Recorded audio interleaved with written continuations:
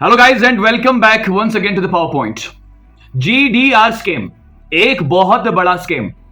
Guys क्या आप जानते हैं जीडीआर क्या है और ये स्कैम क्या है और ये किसने किया था? चलें, फिलहाल तो मेरी बातों से आपको पता चल ही चुका होगा कि मैं किस स्कैम की बात कर रहा हूं और स्कैम करने वाली कंपनी कौन हो सकती है। गाइज जीडीआर में बहुत ज्यादा मैनिपुलेशन करी गई।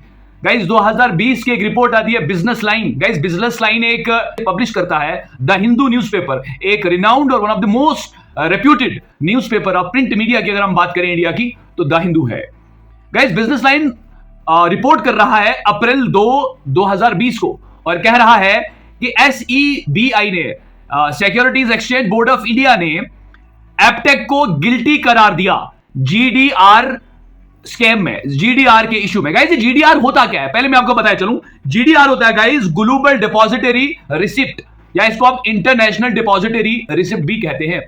और गाइस इसका मुद्दा क्या होता है गाइस, ये एक सर्टिफिकेट होता है जो डिपॉजिटरी बैंक होता है जहां पे आपका डिपॉजिट होता है वो आपको इशू करता है और उसकी बुनियाद पे आप इंटरनेशनल कंपनीज जो होती हैं, मल्टीनेशनल कंपनीज, आप उनके शेयर्स खरीद सकते हैं।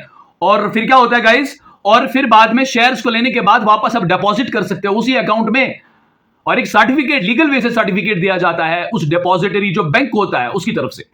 लेकिन इसमें भी मैनिपुलेशन किया गया एपटेक के द्वारा और ये बात 2020 अप्रैल को बिजनेस लाइन जो होती है, मैं आपको बताया चलूं कि ये जो बिजनेस लाइन होता है ना, ये मेनली इंडस्ट्री वर्टिकल्स के साथ डील करता है जिसमें आईटी भी आता है, एग्रीकल्चर आता है, ऑटोमोटिव आता है, एविएशन आता है और भी कुछ दीगर चीजें इसमें आती हैं गाइस। तो इनके बारे में रिपोर्ट्स देता है और वीकली रिपोर्ट्स आती है। तो बिजनेस लाइन ने स्पष्ट बता दिया कि वो बहुत परेशान है जब उन्होंने देखा कि SEBI ने जब इसकी जो गिल्टी है उसको पकड़ा, इसकी गलती, इसके स्कैम को पकड़ा जो एपटेक ने किया था। तो क्या किया SEBI ने, 6 महीने के लिए इसको डिबार कर दिया। भाई 6 मंथ्स की इसको सजा दी कि आप 6 मंथ्स के लिए जो आपका जो स्टॉक मार्केट है इसको इससे दूर कर दिया 6 मंथ्स के लिए। भाई ये नहीं कर सकता पार्टिसिपेट यहां पे for the period of 6 months. लेकिन आश्चर्यचकित करने वाली बात यहां पे ये है कि SEBI ने कोई भी पेनल्टी इंपोज नहीं करी और बिजनेस लाइन लिखता है कि हम बिल्कुल परेशान है।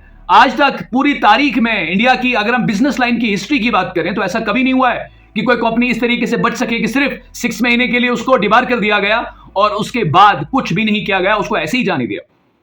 मैं आपको बताया चलूं गाइज, ये बात एपटेक की है जो मैंने आपको बता दी कि इसको सिर्फ 6 मंथ्स के लिए डिबार कर दिया गया और उसके बाद इसको अवे जाने दिया। गाइज इसी SEBI ने और कुछ बाकी कंपनीज थी जो इस जो इंटरनेशनल डिपॉजिटरी रिसिप्ट है या ग्लोबल डिपॉजिटरी रिसिप्ट को जीडीआर कहते हैं, इसमें मैनिपुलेशन करने के बाद उन कंपनीज को फाइन हुआ था, वो भी करोड़ों में। गाइज एक कंपनी है जिसका नाम है हिरान ऑर्गोचेम। गाइज इस कंपनी को इस गलती की वजह से 61 करोड़ रुपए, 61 करोड़ का पेनल्टी हुआ था और उसके बाद से डिबार भी कर दिया गया था। उसके बाद एक और कंपनी है गाइज जिसका नाम है बैकॉन्स इंडस्ट्रीज, इसको 1.2 करोड़ रुपीस का पेनल्टी हुआ था जीडीआर के मैनिपुलेशन के इशू में। लेकिन परेशानी वाली ये बात है कि क्यों एपटेक को ये पूरा सिस्टम, चाहे आप स्टॉक मार्केट की बात करो, चाहे आप गवर्नमेंट की बात करो, चाहे आप बाकी डिफरेंट जो गवर्नमेंट इंस्टीट्यूशंस है उनकी बात करो, क्यों एपटेक को इतना सहराया जा रहा है, उसको सर पे रखा जा रहा है, उसकी गलतियों को भी दरगुजर किया जा रहा है। इंडिया में हर जगह पे एपटेक स्कैम कर रही है, दलाली कर रही है, लेकिन बात करने वाला कोई भी नहीं है और कोई भी अगर बात कर रहा है तो बातें नहीं सुनी जा रही। स्कैम्स पे स्कैम, इसकी तारीख खराब है। अब जीडीआर का जो मुद्दा है ना गाइस, बहुत एक हमारी इंडियन इकोनॉमी का एक बहुत इंपॉर्टेंट इंटीग्रल पार्ट होता है, ये उसका एक सुतून होता है, उसका एक पिलर होता है, उसमें छेड़छाड़ की इन लोगों ने तो भी इनको ऐसे ही जाने दिया। तो हम तो बेचारे मिडिल क्लास लोग हैं यहाँ के, तो हमारा तो कौन सुनेगा भला, वहां पे इसको छोड़ दिया गया। 2020 की बात है गाइस, ये एक मुद्दा था। दूसरा मुद्दा गाइस ये है कि 4th क्लास, क्या आपने सुना है 4th क्लास एग्जामिनेशंस के रिगार्डिंग एक मुद्दा सरफेस हुआ है। सुहेल काजमी जो दिल्ली तस्कीन का एडिटर इन चीफ है उसको पकड़ा गया है कुछ चार्जेस की बुनियाद पे, उसको बुक भी कर दिया गया है। लेकिन अभी तक हमारी सोशल मीडिया, हमारे जर्नलिस्ट, न्यूज चैनल खामोश है क्योंकि वो उन्हीं की फ्रेटर्निटी से बिलोंग करता था, इसलिए उस बात को अभी तक लोगों के सामने नहीं लाया गया है। तो ये एक बहुत बड़ा दुर्भाग्य है। अगर आप सच्चाई के साथ हैं, इंसाफ के साथ हैं, कोई भी आपका अपना क्यों ना, अगर वो गलती में इन्वॉल्व है उसको सरफेस करो। और सुहेल काजमी एक रिनाउंड नेम है, अगर उसकी गलती है तो लोगों के सामने लाया जाए उस चीज को। कहां है हमारी सोशल मीडिया, कहां है हमारे जर्नलिस्ट, कहां पे हमारे न्यूज चैनल्स? एक बहुत बड़ा चिंता का विषय गाइस।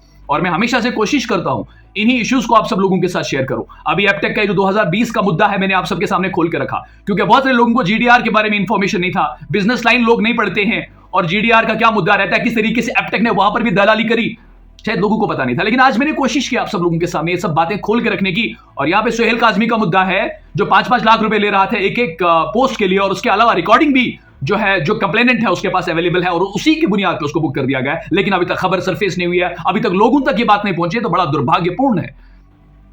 गाइज ये कुछ मुद्दे थे आज की जिन पे बात करनी थी। फिलहाल गाइज आज के लिए इतना, मिलेंगे आगे नई बात के साथ, एक नए मुद्दे के साथ, सच के साथ। जुड़े रहिए, चैनल को सब्सक्राइब करें और हम मुझे अपनी ताकत दें। Thank you so much.